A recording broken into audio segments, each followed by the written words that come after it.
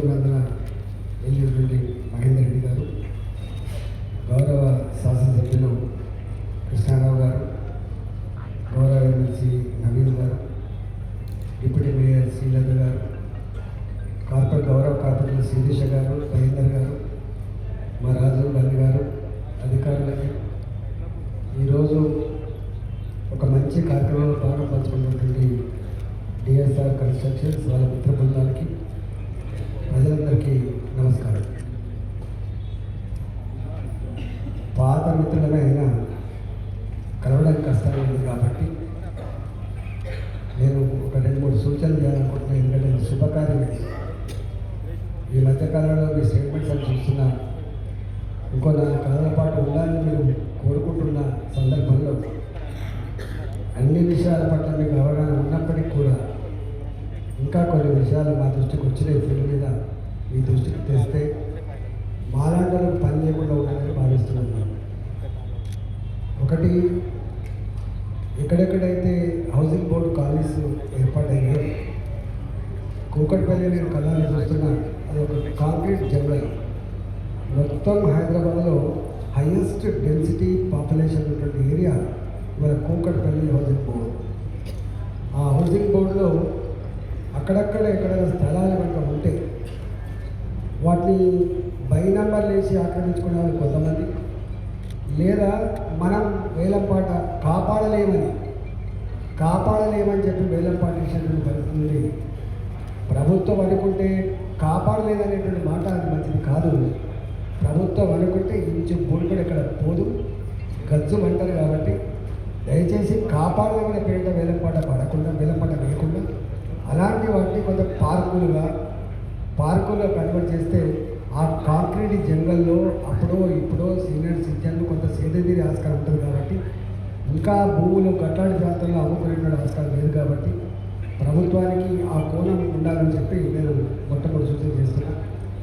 రెండవది, వీళ్ళకేమో చాలా అలవాటు, మాకేమో అలవాటు లేదు.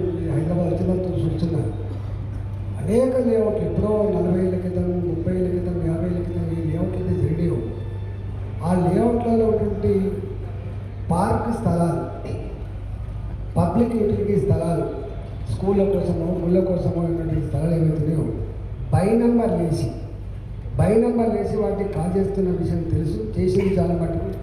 కనీసం ఉన్నవాటికైనా వాటిని కాపాడమని చెప్పి నేను వినమ్రంగా విజ్ఞప్తి చేస్తున్నాను. ఎందుకంటే మనం చూస్తున్నాం ఎక్కడ ఏం లేకుండా ఉంది. హైదరాబాద్ ఎంత కష్టంగా గడుపుతుందో, ఎంత పొల్యూషన్ పెరుగుతుందో చూస్తున్నాం. కాబట్టి ఆ ఉన్న స్థలాన్ని మాత్రం కాపాడమని చెప్పి నేను కోరుతా ఉన్నా. మూడవది, ఇవాళ అనేక సమస్యలకి పోలీస్ స్టేషన్లు పరిష్కారం కేంద్రాలుగా మారుతున్నాయి. అది మంచిది కాదు. పోలీస్ స్టేషన్లు లా అండ్ ఆర్డర్ పట్ల ఉండాలి తప్ప పోలీస్ స్టేషన్లు భూముల పంచాయతీలు, కబ్జాల పంచాయతీ చేసే పరిస్థితి తెలంగాణ పోలీస్కి అయితే చాలా గొప్ప పేరులను ఆ పేరు చెడిపోయేటువంటి ఆస్కారం ఉంటుంది. కాబట్టి రెవెన్యూ డిపార్ట్మెంట్ చేయాల్సిన పని పోలీసులు చేయకుండా రెవెన్యూ డిపార్ట్మెంటే దీని మీద ఒక శాస్త్రీయమైనటువంటి స్టడీ చేసి ఇట్లాంటి సమస్యలన్నీ కూడా ఎరాడికేట్ చేయాలని చెప్పి నేను విజ్ఞప్తి చేస్తాను. అవన్నీ నేను గతంలో కొన్ని ఇచ్చిన, మళ్ళీ కూడా కొన్ని నా దృష్టికి వచ్చినటువంటి 56 ఇష్యూస్ ఉన్నాయి. ఎప్పుడో ఆనాడు హైదరాబాద్ మీకు తెలుసు, చుట్టుపక్కల ఎవరు దిక్కు లేనాడు, జనావాసాలు లేనాడు, 40 కిలోమీటర్లు 50 కిలోమీటర్ల పరిధిలో లేఅవుట్లు చేస్తే 50 రూపాయల గజం 100 రూపాయల గజం కొనుక్కుంటే అలాంటి స్థలాలని 20 ఏళ్లకు 25 ఏళ్లకు మళ్ళీ వాడు దొంగ డాక్యుమెంట్ పట్టుకొని వచ్చి వాడు కోర్టులలో వేసి వాడు అధికారులను మేనేజ్ చేస్తాడు, పోలీసులు మేనేజ్ చేస్తాడు. పాపం ఈ గరీబ్ వాళ్ళు చెట్టుకోవాలి పుట్టుకోవాలి ఉంటారు. కాబట్టి వాళ్ళు కోర్టుల మెట్లు ఎక్కలేరు, ఎక్కినా వాళ్ళంత డబ్బు ఖర్చు పెట్టలేరు. వాళ్ళు ఓ డాక్యుమెంట్ రాగానే పోలీసు వాళ్ళు సింపుల్గా అంటారు ఇది కోర్టులో ఉంది కాబట్టి తెలుసుకోమంటే అది తెలియటువంటి ఆస్కారం లేదు. కాబట్టి ఇలాంటి వాటి మీద మంత్రి గారు ఇది మీకు మంచి పేరు వచ్చే ఆస్కారం లేదు.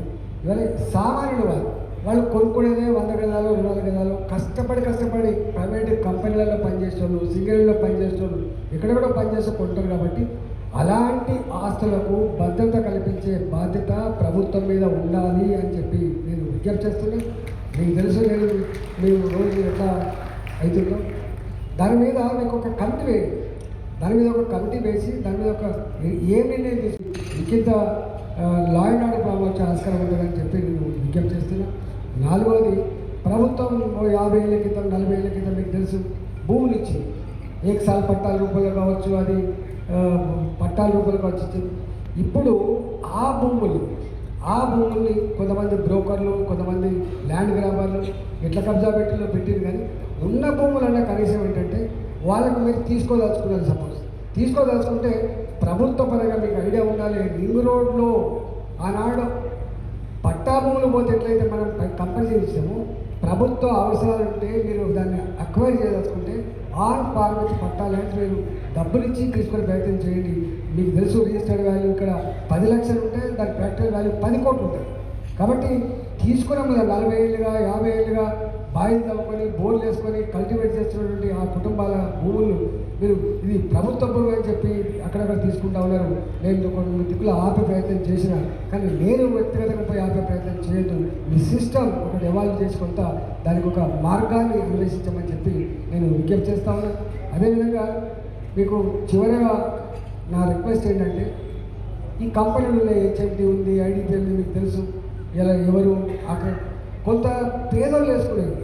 దీన్ని మీకు మరీ చెప్పే అంశం ఏంటంటే 60 గజాలలో 80 గజాలు ఎవరైతే వాళ్ళు కొనుక్కున్నారో, అడ్డు వస్తుందని చెప్పి కొనుక్కొని ఇల్లు కట్టుకున్నారో వాళ్ళని ఇప్పుడు వచ్చి డిస్టర్బ్ చేసే ప్రయత్నం చేయొద్దని చెప్పి వీళ్ళందరూ బెదిరిస్తారు, వాళ్ళందరూ బెదిరిస్తారు. ఇట్లాంటివి కాకుండా అయిపోయింది. ఐడిపిఎల్ భూములు పేదోళ్ళు ఆక్రమించుకుంటేనేమో వాళ్ళకు పట్టాలు ఇచ్చే ప్రయత్నం చేయండి. లేదు పెద్దోళ్ళు ఆక్రమించుకుంటే వాళ్ళకు ఫైన్ వేయండి.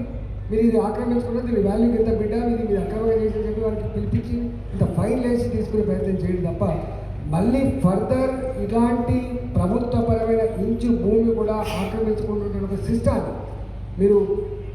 మీకు ఆల్రెడీ ఐడియా ఉండుంటుంది, మీకు అవగాహన పూర్తిగా ఉండుంటుంది.